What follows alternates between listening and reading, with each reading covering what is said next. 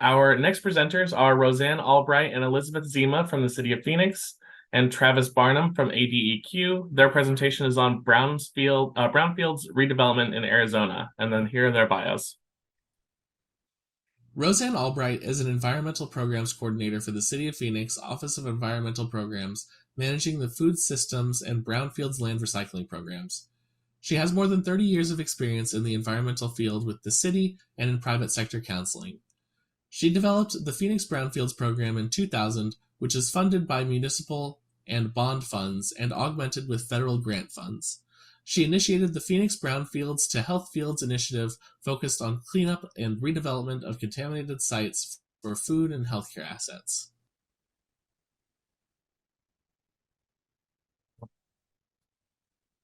Elizabeth Zima is an environmental quality specialist with the City of Phoenix Office of Environmental Programs. She has a BA in Geosciences from Franklin and Marshall College in Lancaster, Pennsylvania, and an MS in Geology from the Arizona State University in Tempe, Arizona. Beth has 23 years of experience in the environmental field, first working for a geotechnical and environmental consulting firm for 6 years, and then joining the City of Phoenix in 2006, where she has worked on environmental site assessments, contaminated site cleanup, environmental compliance, and the Brownfields land recycling program. Travis Barnum has worked at the Arizona Department of Environmental Quality since 2007. He has been an inspector for hazardous waste and air quality NESHAP sites, a project manager for CERCLA and Superfund sites, inspections and compliance and outreach for underground storage tanks, and is now serving as the Brownfields coordinator. He has a Bachelor of Science from Arizona State University and a Master's in International Business Administration from the University of Phoenix. Prior to working for the state of Arizona, Travis worked for 2 Fortune 500 companies with an emphasis on problem solving and improving the customer experience. Fantastic. That wraps up our bios. If our presenters are ready, you guys can unmute yourselves and share your screens.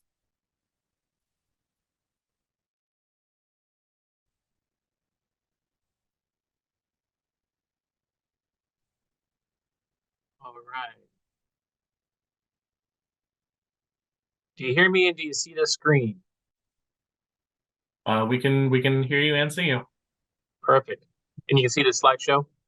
Yep, looks good. Perfect. Okay, well, great. Thanks everyone for inviting me up today. Today I'm going to go over just sort of the basic background on Brownfields, what it is, what we can actually do with the grant that we have here at ADQ, and then, of course, with Rosanne and Beth, they'll present on how they're using some of the grants directly from EPA and how they've also done things there in the city of Phoenix.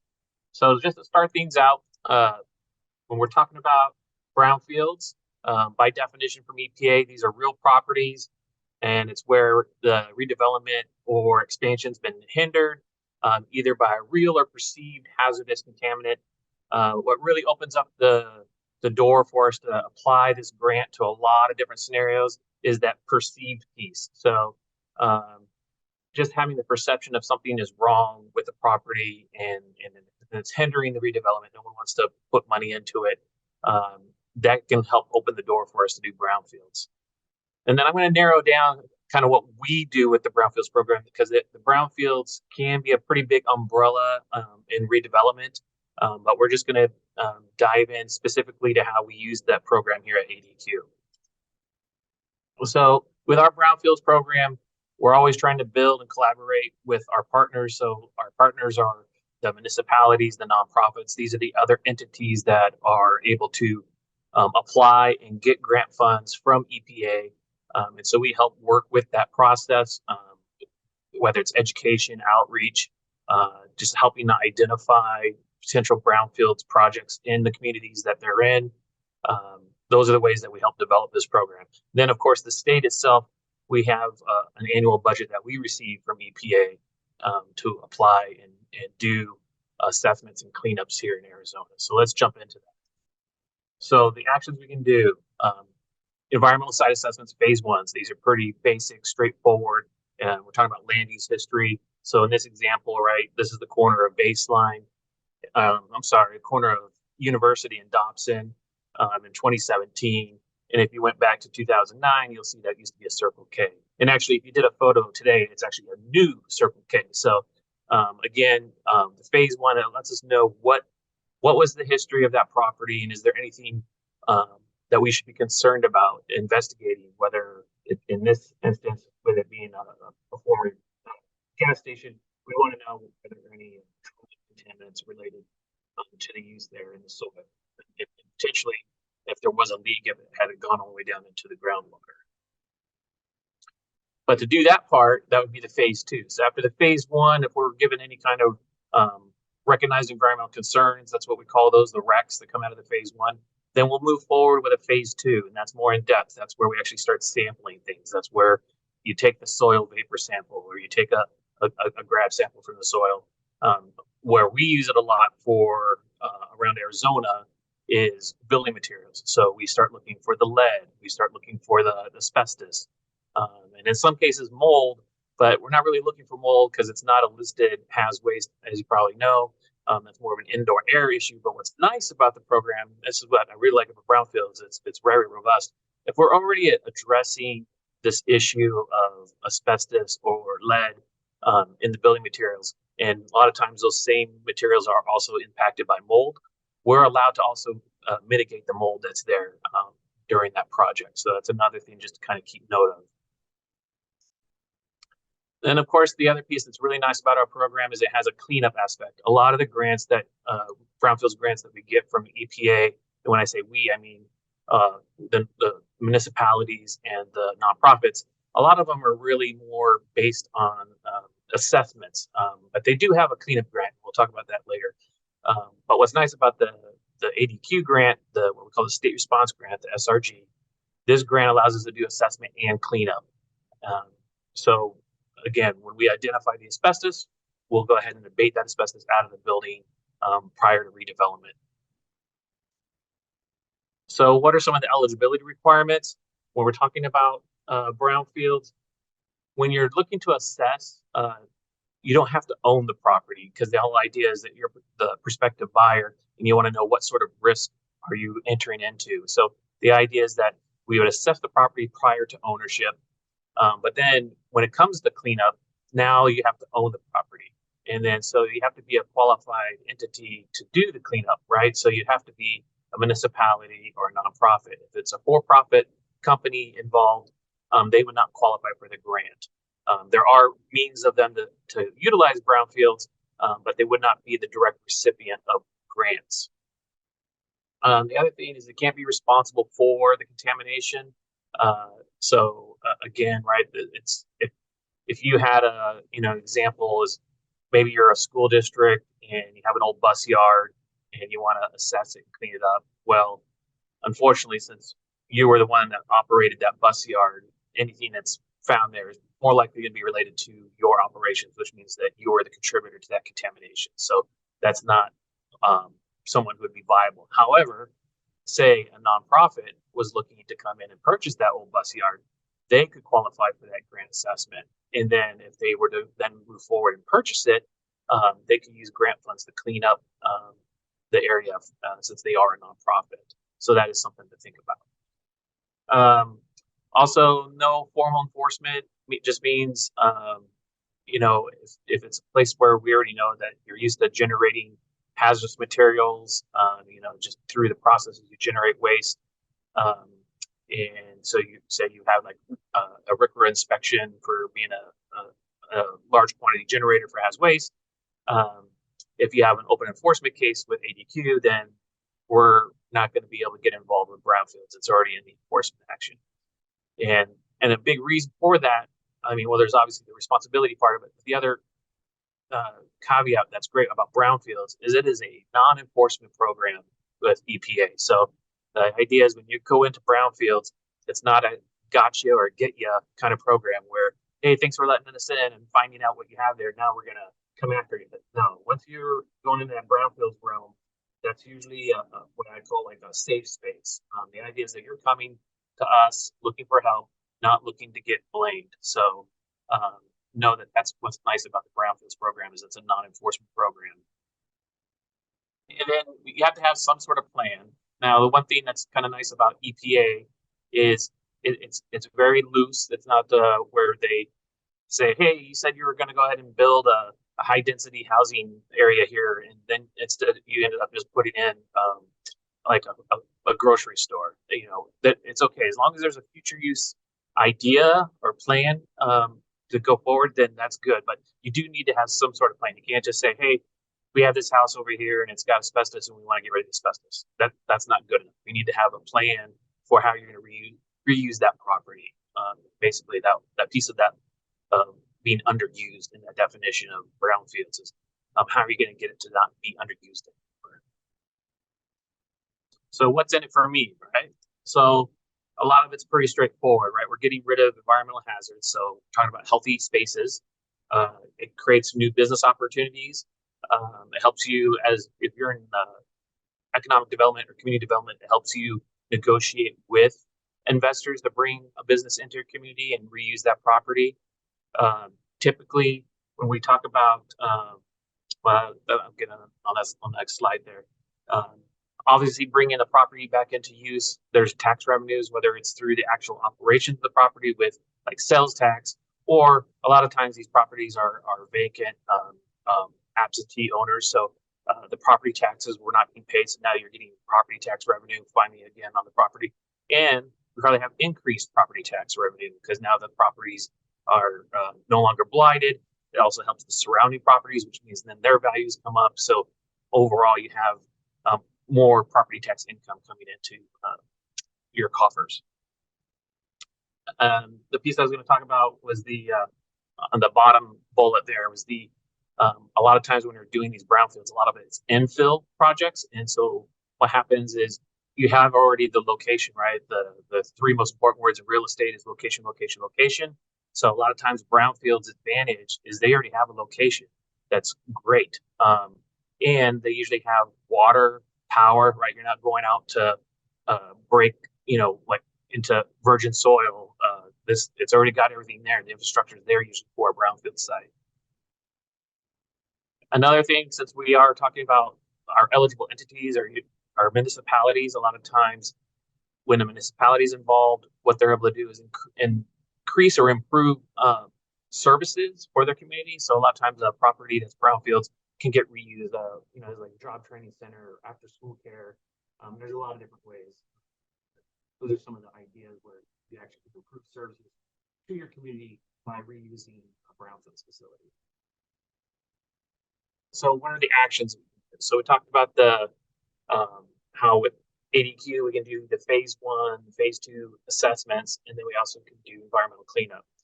Then what you can also go after, and Rosanne and Beth will dive into this a little bit deeper, are there's grants that you can get directly from EPA that come out once a year. In fact, we're in the period right now from October to November 13th to get those grant applications in and try to get these grants to whatever you're trying to work on.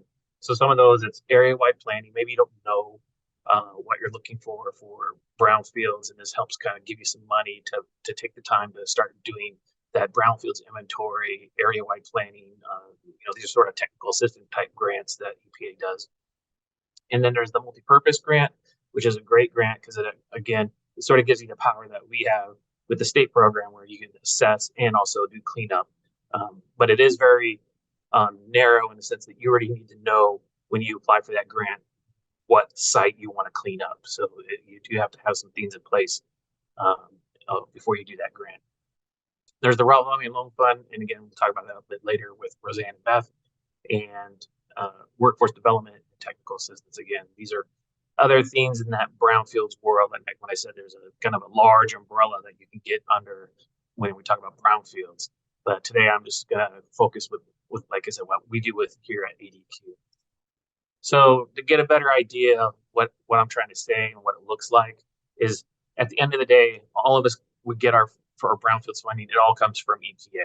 And so EPA is the one where ADQ gets their money, and then anyone who's a grantee like yourselves, that we're trying to get the money. So the differences, though, is with ADQ, if you come to us and you're trying to get a grant to do assessment or cleanup, it's non-competitive, it's first come, first serve, and it's open year round for applications. That doesn't mean that money would be immediately available. Again, it's a strong program, so we have a lot of people that are already giving us applications. So we might have to wait till the next fiscal year, which for us that would be July. Um, that you might have to wait until the next round of money comes in. But still, what's nice with this is that we're not fixed on that one single point in time where you have to get your application in for those competitive grants with EPA. And then, of course, when you put that grant in, then you also have to wait another 6 months to find out if you're awarded, and then it's another 4 to 5 months after that that you actually get the funds. So it's a longer process. But anyone who's working redevelopment also knows that a lot of time redevelopment projects can be 2 to 3 years, sometimes 5. So if you know this ahead of time, this is a great grant to try to get after if you know kind of what your long range plans are for blighted properties. So let's dive into some of our examples that we have. So the focus for our program here at ADQ is that we're trying to impact more of the smaller rural communities around Arizona that might not have the bandwidth or capacity to one, manage a grant or have an environmental department. Example, City of Phoenix, right? They have an environmental department, they have grant writers, but say the town of Superior, they don't, right? They don't have an environmental team, they don't have a grant writer specifically dedicated to the town. That's just the way it works. So this program really helps those that don't have that kind of what I call bench strength to do some of the more specific items like environmental and grant writing.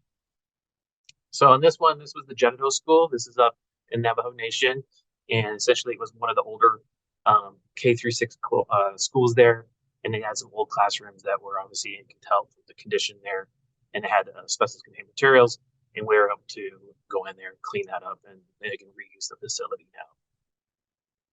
now. Town of Parker, this was an old strip mall where they were looking to expand the magistrate court that was up there in Parker. Again, right, smaller town, so you have to kind of share the space. The senior center and the magistrate court were sharing the same building, and so they found an opportunity to take this old strip mall. We got rid of the asbestos out of there, and then they were able to build it out to be the magistrate court and move the court out of the senior center and into the here. Of course, the one downfall is that the court lost a lot of jurors that were readily available. So there is that bittersweet part. So one other thing is when we talk about nonprofits. So the Kadampa Meditation Center, just outside of Williams, Arizona, they took over an old resort up there, and they were looking to take a couple of the end units and turn those into the locker rooms for the pool area. And so to do that redevelopment, we were able to remove the asbestos that was in those two rooms that were then converted over to be locker rooms for the pool. This is up at White Mountain Apache Tribe. That's the other thing I forgot to mention, is that our grant is also available for any of the recognized tribes here in Arizona. So our tribal nations can also apply for these grants. And so we have a great project that we're working with the White Mountain Apache up at Holly Lake. There's an old, a bunch of cabins up in that area, and some of them still had the old 9x9, classic floor tiles that had asbestos in them, and they might have some of the lead beading around the window seals, things like that. So we're helping out with getting that site cleaned up and brought back up to use. It's a beautiful place. I've actually taken my family up there this spring, and we stayed up there, and it's gorgeous. If anyone wants to look into a Holly Lake, it's a great spot to go during the summer for sure. And then you can also take advantage of the Sunrise Mountain with mountain biking and all the fun stuff they have over there. They actually have a stuntman jump thing where you can jump either 10, 20, or 30 feet into a big giant pillow mattress thing. It's pretty wild. So that's my plug for tourism. Town of Jerome, we have the oldest hotel there in Jerome. It's a 4-story building.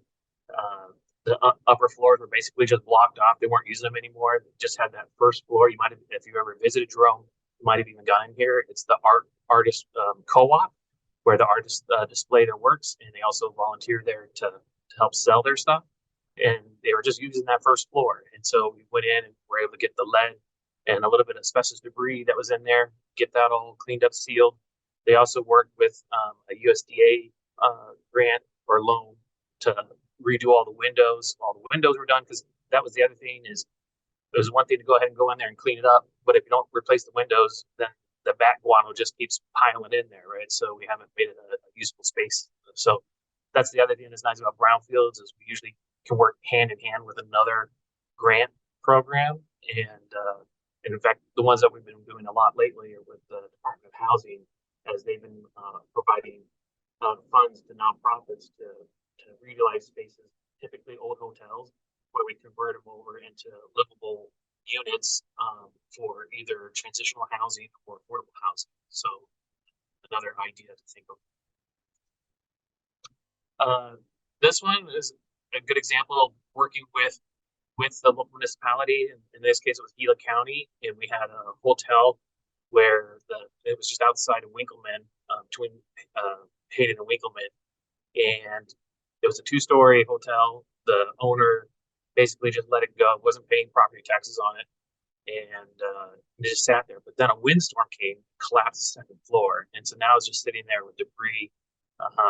And so we were able to work with the county to go ahead and purchase the property. We assessed it, and then we had to purchase it, or I say purchase it, but really they just took control of title.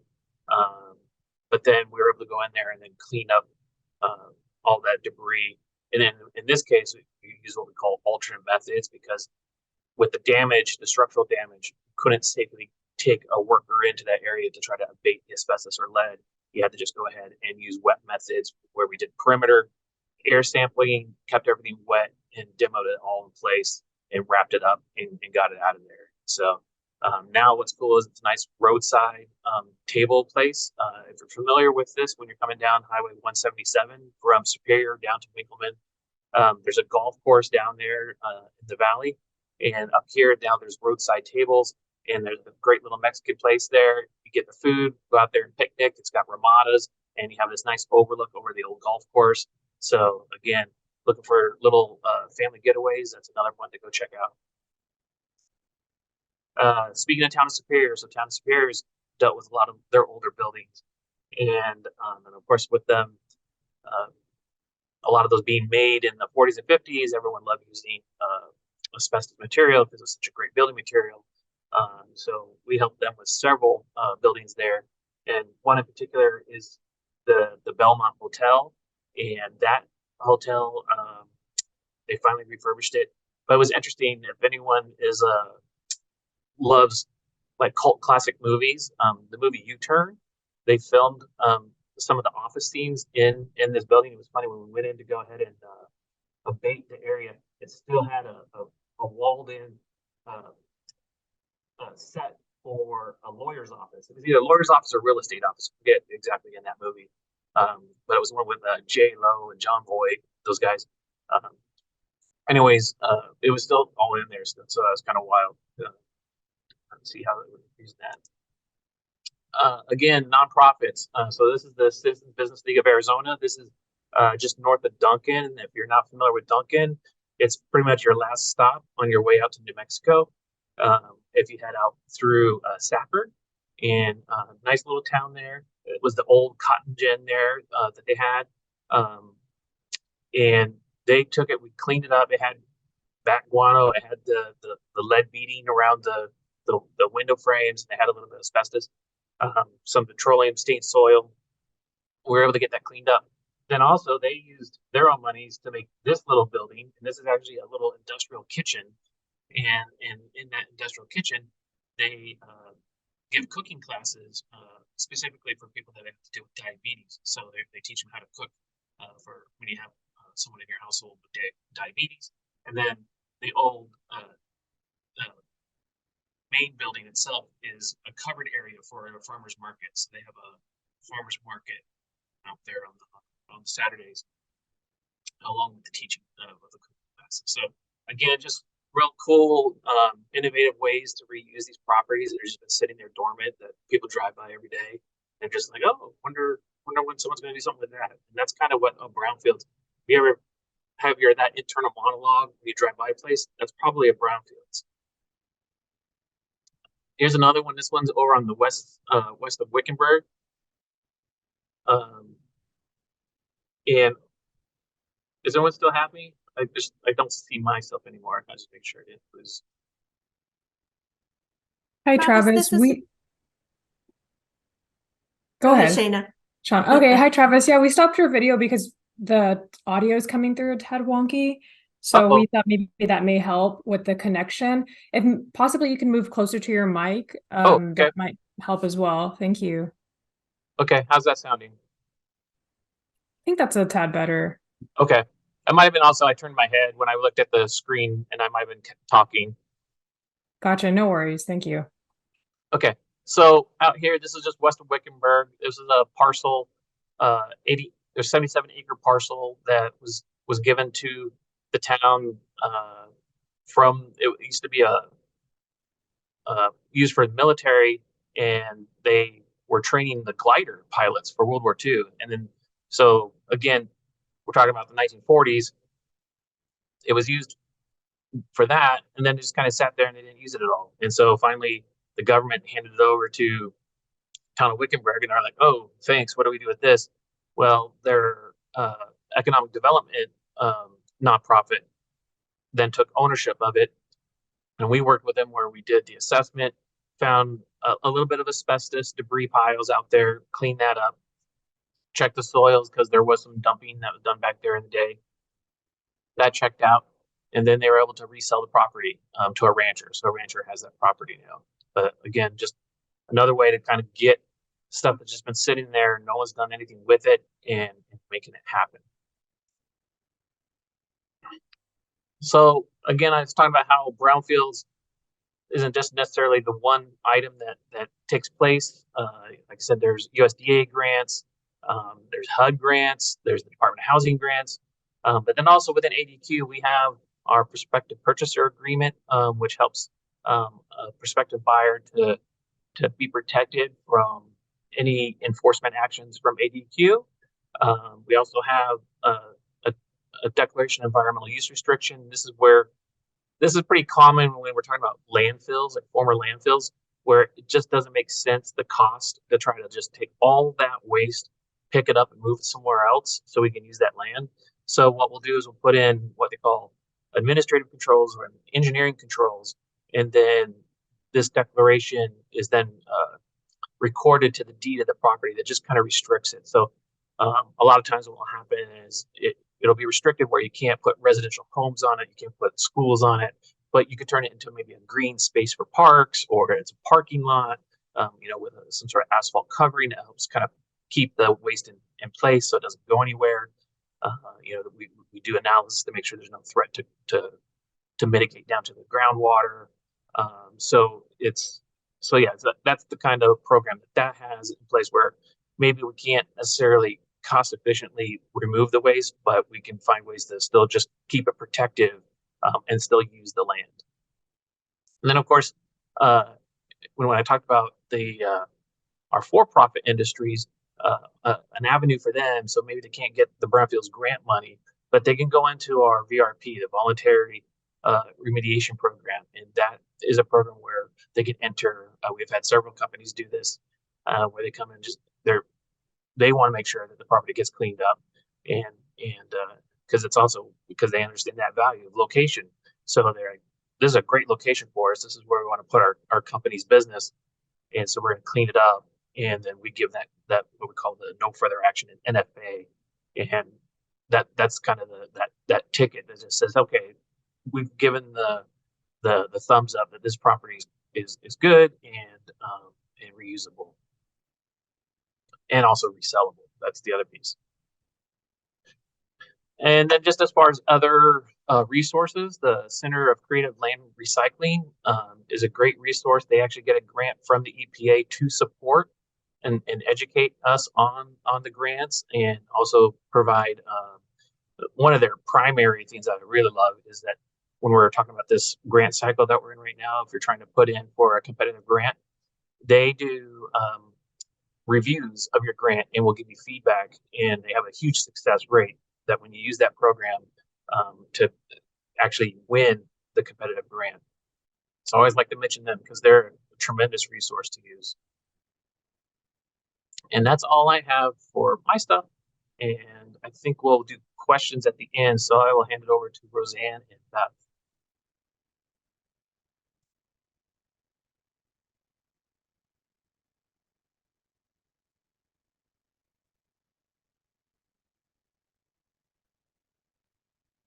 Good morning, everyone. Rosanne Albright. Give me a moment to share my screen.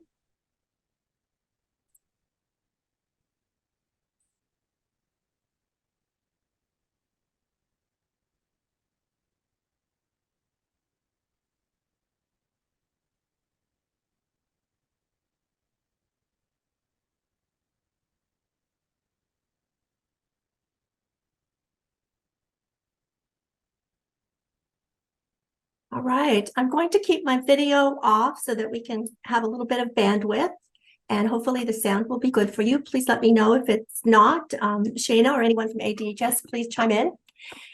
So I'm Rosanne Albright, and I've managed our city's Brownfields land recycling program since its inception in 1998. And as you've heard from Travis, there are lots of tools out there for you and your various organizations and agencies to be able to really take these challenging sites that have environmental issues and get them redeveloped. Phoenix was one of the first cities that received EPA grants from their new Brownfields program in the late 1990s. And with that, we were able to fund me, which was great, as a temporary grant employee and get the program going in the Office of Environmental Programs. After some quick success, in 2000, our department was able to obtain general funds to establish a full-time position and funds for programmatic activities. We've also received $7.4 million in general obligation bond funds for the Brownfields program for city projects and private sector projects.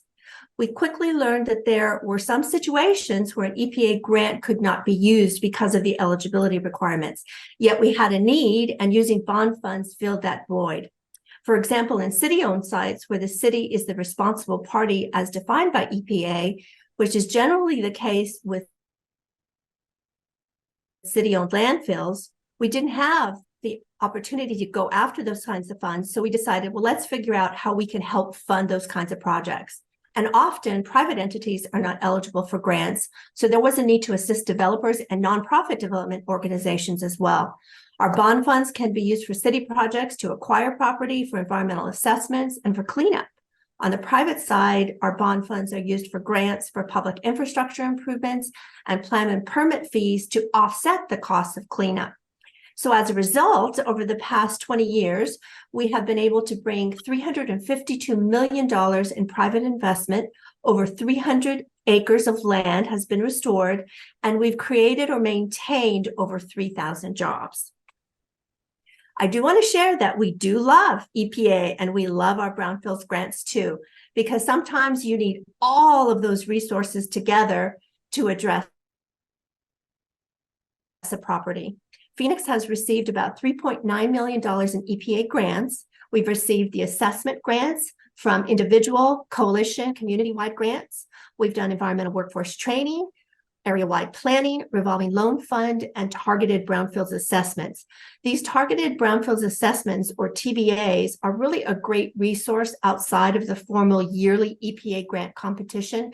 Region 9 has a certain amount of money available, and it's available on an on-call basis throughout the year, and a great tool to get a phase 1 and phase 2 done, particularly if you're looking at a property and want to identify the extent of environmental contamination. So some of the grants that we've received on the assessment side have been the original grant that we got in 1998 for the Rio Salado project, which initiated the program. So we were really looking at properties all along the original Rio Salado from 32nd Street to about 19th Avenue. And then we received a grant in 2010 for the light rail project. And that was the initial 20 miles that was constructed within the city of Phoenix. And then in 2015, we received an assessment grant for our Brownfields to Healthfields project, which is focusing on cleaning up lightly contaminated sites for food and healthcare assets. On the environmental workforce training grant, we had the opportunity to do not only the traditional environmental technician training for working in the asbestos or environmental remediation fields, but we were also able to conduct water and wastewater technician training to fill a need that was identified not only in the city of Phoenix, but also other cities in the valley as well, where with folks retiring and the opportunity to bring new people in this field was really desired. So we were actually one of the first cities to ask EPA to broaden the workforce training grant to include this kind of training. We also included training for an electronics recycler to do recycling technician training as well. So we wanted to do things where jobs would become available, particularly in this case, during the time we had this grant, it was the time of the recession. And so despite even being at the height of the recession, when graduates were coming out of our programs, we were still able to place about 50% of the trainees in employment. We also had a revolving loan fund with ADEQ, with the Water Infrastructure Finance Authority, WIFA, the city of Tucson, in the late 2000s. And again, we were at recession time, so it was a little challenging to get that revolving loan fund going, but at the same time, we knew it was a great resource as well. So now I'm going to share just a few brownfields redevelopment projects that we've been able to do over the years. This first one is our famous, I like to say it's famous because it is a typical brownfield site. If you were to define brownfields in a dictionary, this one fit all of the requirements. It was an abandoned site. It was abandoned in the mid-1980s by the owner. It was left with unpaid delinquent property taxes. The site was a former auto shredder facility that also dismantled PCB transformers, which was another interesting twist.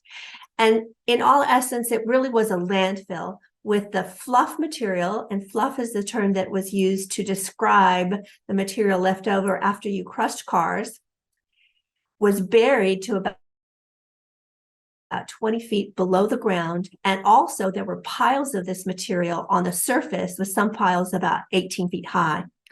So the city took on this property and quickly realized that we needed to do something. One of the first things we did was to fence the site, because there were homeless encampments on the site, and also kids would travel across the site. So we quickly fenced the site, and then we engaged EPA to conduct a targeted brownfields assessment, that TBA tool I mentioned earlier, to identify the full extent of contamination on the site, which gave the city enough information to take to the Arizona Department of Health Services to do a health risk assessment or health consultation that identified the exposure to the public and the environment based on what was on the site. With this information, the city then approached ADEQ about making the site a state Superfund site, which they did. And then ADEQ was able to remove the surface materials on the site and place a protective cap, so that now we eliminated that exposures to the public and the environment. At that time, in the 2000s, the cost to remediate the entire site was somewhere between $20 and $40 million, not an amount that we were going to obtain easily. And because of the delinquent property taxes, the city also worked with Maricopa County on a brownfields tax abatement law that allowed for forgiveness of the past due taxes on this property and others. And so when the property was then available, which made it then available for auction in 2006, Harrison Properties, a local developer here in Phoenix, purchased the site. They held on to it for a little bit because, again, we were during the recession, until the real estate market recovered. And then they began development of the site with help from the city with a grant for infrastructure improvements, and the site was developed in 2017 with over 200,000 square feet of commercial industrial warehouse space. And as a matter of fact, one of the city's police department divisions is located on the site. So really a great success story that took a long time, lots of collaboration, lots of partners, government and private sector. It's been developed and has now really been a catalyst for redevelopment of the area surrounding the entire site. Another example of success in our Brownfields to Healthfields project, the city assisted Spaces of Opportunity, which is a site at about 7th Avenue and Vineyard in South Phoenix. We used EPA grant funds to conduct a phase 1 and 2 assessment to identify any potential environmental concerns on this 20-acre property that was slated to be an urban farm, also located in a food desert. So an excellent project that would provide food, jobs for the South Phoenix community. Phoenix also provided a grant for sidewalk and street improvements through our bond funds. And the project now houses several urban farmers, hosts many community events with arts and entertainment. There's a monarch butterfly station, and twice a month they host a farmer's market where you can get produce grown directly there on the site. So a project, again, that we're really proud of, and we hope to replicate in other parts of the city as well. I mentioned earlier that we had completed an area-wide plan. It was called the Del Rio Brownfields Land Use Plan, and it included the area from 16th Street to 7th Avenue, south of the river to Elwood, and a former city-owned landfill, the Del Rio landfill, was one of the focuses of the plan, as well as a site near the Rio Salado Audubon Center, and a third site that was a former sand and gravel site. Over 2 years, we engaged the community to conduct visioning workshops and planning workshops to determine a vision for the area and potential redevelopment uses. The Del Rio landfill was slated to be a park. However, funding was not available, and sometimes plans do change. And in this case, they changed drastically, and really it was a great change. Right now, the Del Rio landfill is being slated for the Arizona Fresh project, which is a project that will be bringing to the area a produce distribution hub, a farmer's market, a park. So we're still going to be getting the park that'll include gathering spaces and walking paths to complement the Rio Salado project, as well as an urban agriculture and innovation center. These are the first phases of the project. Later phases include commercial space and retail space as well. So the project broke ground earlier this year, and it has been an effort that really has been championed by the City of Phoenix Community and Economic Development Department, along with the Office of Environmental Programs. And this is one of those sites that is not eligible for EPA grant funds because the city owns the site and is a responsible party. But we do have the opportunity to use other city funds, including the bond funds that Beth is going to talk about that'll be up for election next week that could be available for this site as needed. So Arizona Fresh has been in discussion with South Phoenix farmers and nonprofit organizations about locating on the site and bringing produce to that distribution hub and the farmers market. They've also been in discussions with Arizona State University and University of Arizona for the urban agriculture innovation components. An exciting project that will restore an underused site, bring jobs and fresh produce to the South Phoenix community. I'll turn it over now to Beth Zima to talk about what Phoenix is working on now.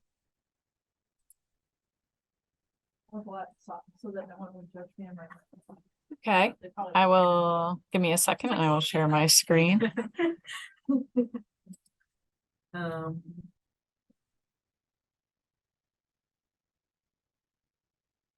Hopefully you can see that okay. So I'm going to talk about the current brownfields redevelopment opportunities.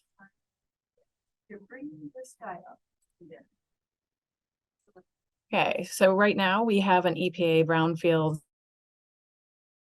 Coalition Assessment Grant. We received from EPA over 600,000 for phase 1, phase 2, and cleanup planning.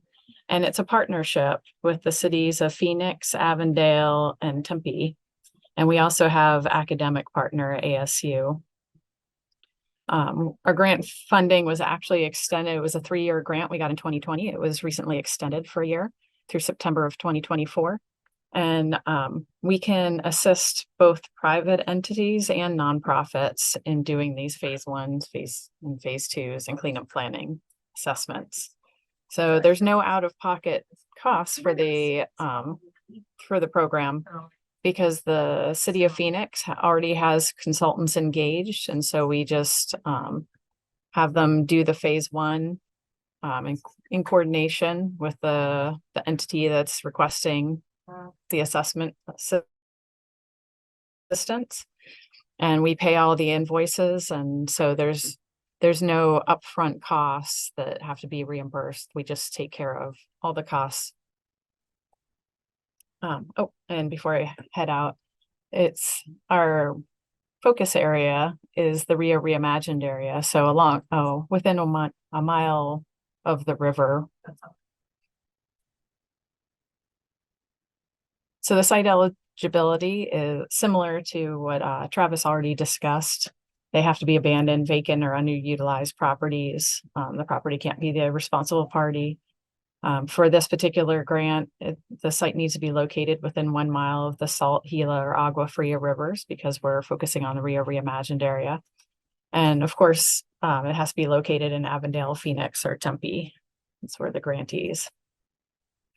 We still have about $300,000 remaining because we got the funds in 2020. It was a little slow start, but we're ramping up, and we've had several sites going through the program in the last 6 months.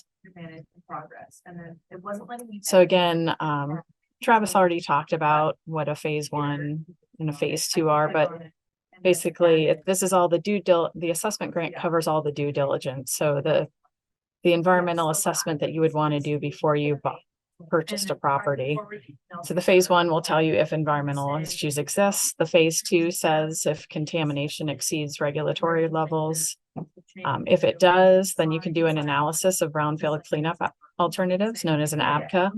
And so you can decide what's the appropriate way to address your site. So if you have contamination, do you just want to cap it and get a deed restriction like Travis mentioned? Or would you want to dig and haul it all out, put it in an appropriate landfill, and then bring in clean fill and basically get a clean site? And then finally, we can also use our funds to do cleanup planning. So if you need to put together bid specifications to do bidding for a cleanup or remedial action plan to enter the voluntary remediation program, we can also assist with that using our grant funds. Once you get to the actual cleanup part, that is not grant eligible, but as we've already talked about today, there's other resources such as ADQ, EPA. You can get grant funding directly if you're a government or nonprofit for cleanup. And then in the city of Phoenix, we also have a revolving loan fund grant, and we can offer low interest rate loans or grants to nonprofits for cleanup costs. And then, so that would cover implementing the remediation action and hopefully getting to a no further action determination, so you can redevelop the site.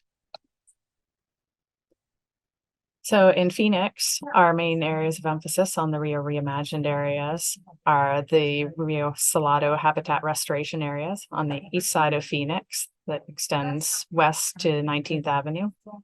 And then there's the Rio Salado Oeste segment that goes from 19th Avenue just past 75th Avenue and our Tres Rios wetlands. We also have the South Central Light Rail extension, which is under construction as we speak, that crosses the river here at Central.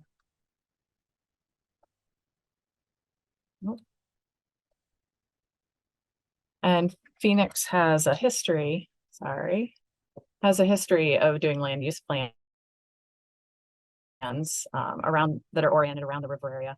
Rosanne already mentioned the Del Rio area Brownfields plan. We have back in 2003, we put together the Beyond the Banks area plan.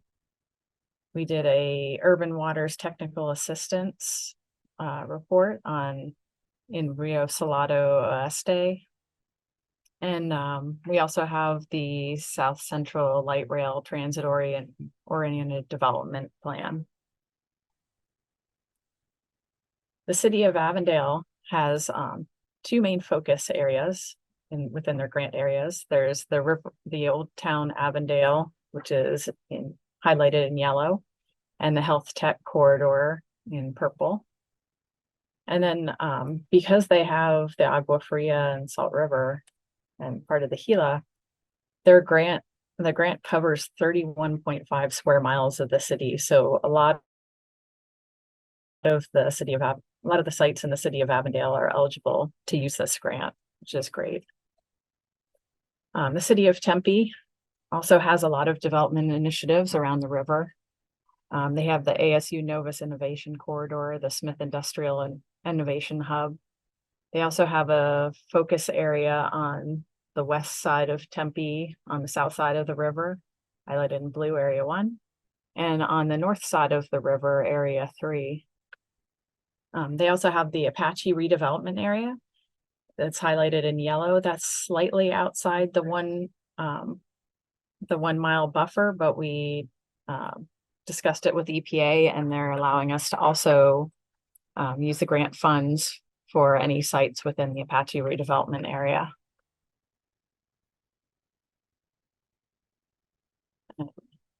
I am going to pass it back to Rosanne to wrap up about the future of Brownfields.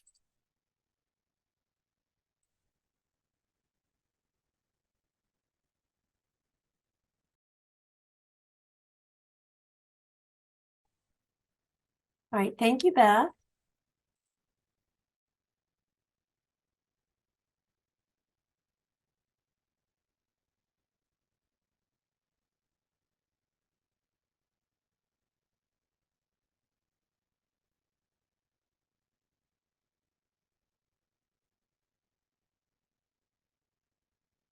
All right, so as you can see, there's a lot of opportunity to redevelop these sites, and we continue to think of additional ways to do that. So some of the things that we're thinking about in Phoenix is something that we know has been needed for a long time. We've got a lot of money for assessment, but often there isn't a lot of money from EPA for cleanup. However, there's this great tool that they have now that is the revolving loan fund grant that Beth alluded to earlier. And it is something that we have here in the city of Phoenix. I also want to share that the city of Tucson has a loan fund grant as well. And we had hoped Tucson was going to be sharing their information here today. They were not able to participate, but I do want to give a little plug and shout out for them that they have had a Brownfields program for a number of years, just like City of Phoenix. So they are pretty involved in the city of Tucson. There's also a grant program in Pima County as well. So there's some opportunities if you're in other locations in the state that it's likely someone within one of the cities might be able to provide some assistance. So our revolving loan fund grant is $1 million. It can be used citywide. We are focusing on the Rio Reimagined area that Beth just described, as well as what we call targeted redevelopment areas where the city is already providing resources, as well as neighborhood initiative areas, which are generally lower income areas that might need some support. We're doing this in partnership with Local Initiative Support Corporation, or LISC Phoenix. They are one of the largest community development finance organizations in the US, and we're really lucky to have them here in Phoenix. They will be managing the fund, as it were, and kind of acting as the bank. So they've got the underwriting capability, are able to get together borrow applications, do the underwriting, and be able to make recommendations for loans that can be given to the private sector. So for private sector, it's loans. For nonprofits, it's grants. So if you're a nonprofit wanting to develop a site and have environmental concerns, we could potentially help you with the Real Reimagine grant, and that's also provide a grant for the cleanup. So it's a really great opportunity to bring all of these tools together. We also have next Tuesday on November 7th, along with many other bond programs that are on the ballot, we have general obligation bond programs from the city of Phoenix.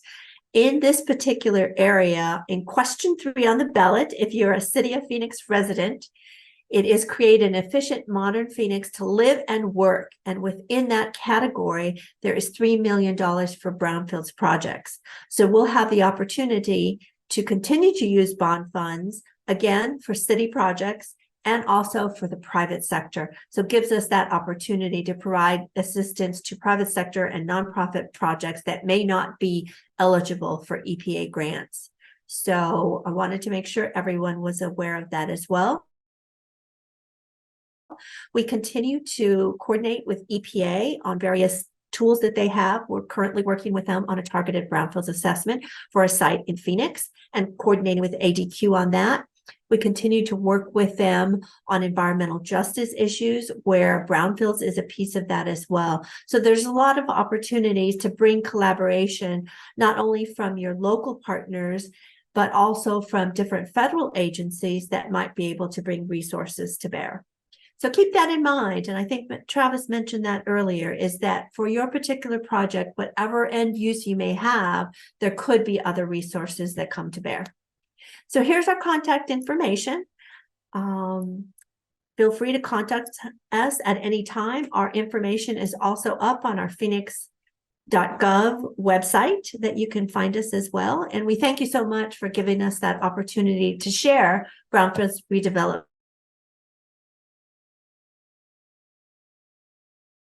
with you all today. Fantastic. We do have some questions. I see there's a few minutes for. Oh. Yes, we do have questions for the 3 of you, if you don't mind answering. The first question is, it says, sorry if I missed this. Do Brownfield sites require any sort of long-term testing or monitoring? Travis, you want to take that one? Yeah. So brownfields, it's typically, I mean, you could possibly have long-term testing or monitoring, but I wouldn't necessarily call that brownfields at that point. Typically, brownfields is a upfront, we hit it and clean it and it's done. Now, it could have something like I mentioned before, that the declaration use restriction. So it might have that doer that stays with it. So like a landfill. So then in that scenario, there is a long-term testing and monitoring. But I would say when we're talking about buildings where we just took the asbestos or lead out of it and they start redeveloping, then there's no kind of testing or monitoring. I hope that kind of straightens that out. Perfect. Next question is, can brownstones truly be safely remediated sufficiently to become stable farmland or agricultural centers? What would preclude its use for farming? Thank you. This is Rosanne. I'll take that one. Okay, go. So I would say that based on our experience in our Brownfields to Health Fields project and also in our food systems work, we do know that we would be looking at sites that have, when I said the term light contamination, I was really referring to sites that might have maybe contamination on the surface from maybe cars parking on it, or maybe there was former agriculture in use and there were some pesticides that were there to just a foot or two that could be removed. We would not be looking at Superfund sites or sites that had lots of contamination, because we do know that there would be some restrictions as far as farming in ground. For urban ag centers, particularly at the Arizona Fresh Center, there will be restrictions that there will not be in-ground farming at that particular site, but there would be greenhouse, vertical farming, anything above ground. So there are those considerations that we take when we are looking at sites for farming. All right. Next question says, for the site with cap placed on it, there was 20 feet of contaminants into the ground. Were there any environmental / groundwater concerns? Yeah, so part of the, when they do the assessment, and then also if there's a cleanup closeout report, the report would determine that there's no longer a threat to groundwater. So yeah, there's definitely we have soil remediation levels, SRLs. So as long as we are able to meet those, and then also there's modeling to determine whether or not essentially is there a fate transport issue, and if that's been eliminated, then correct. We don't have to worry about a threat to groundwater, but we know we're going to leave contaminants in place. Yes, that analysis is done to make sure if contaminants are left that they're not going to go somewhere. I wanted to add to that as well. I believe he's speaking specifically to the East Washington Fluff site, that there were not any groundwater concerns on that particular site. And the